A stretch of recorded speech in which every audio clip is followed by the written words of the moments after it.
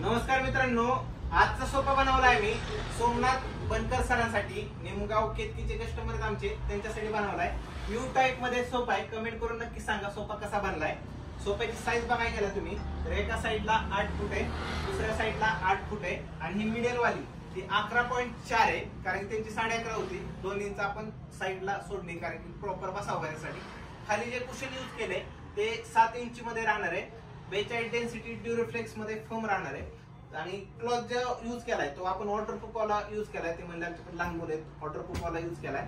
साईडला बघू शकता आपण वुडन मध्ये हे दिले हँडल आणि त्याला खाली दिले आपण कुल्टिंग मध्ये डिझाईनच्या आधी 2 इंच फोम आहे, इकडे पण 2 इंच फोम आहे. बॅक साईडला बघू शकता आपण हेडरेस्ट खूप सुंदर आहेत. वर्किंग वगैरे प्रॉपर होतं, प्रॉपर क्वालिटीचं. बॅक साईडला आपण चेन वगैरे दिली त्याला.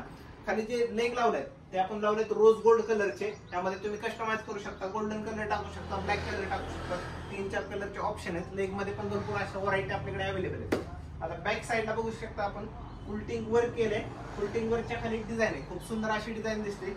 आणि जे कॉर्नर आहे त्यांना तिथे फिक्स पिलो पाहिजे होता, लूज पिलो नव्हते पाहिजे, मग आपण फिक्स पिलो दिलाय. खूप सुंदर असं सोफा बनलाय. त्यामध्ये जे आपण फ्रेम यूज केली, फ्रेम साठी जे लाकूड यूज केलंय ते पाईनवूडचं लाकूड यूज केलंय. प्लाय आहे तो कमर्शियल 12 mm प्लाय ह्यामध्ये यूज केलाय आपण. बॅक साईडला ह्यामध्ये जे रॅक्रॉन यूज केले, रॅक्रॉन म्हणजे जाड टाईपचा असं कापूस राहतो की जितका दबला जाईल तेवढाच बाहेर परत सस्पेंड होतो. खूप सुंदर असा सोफा आहे.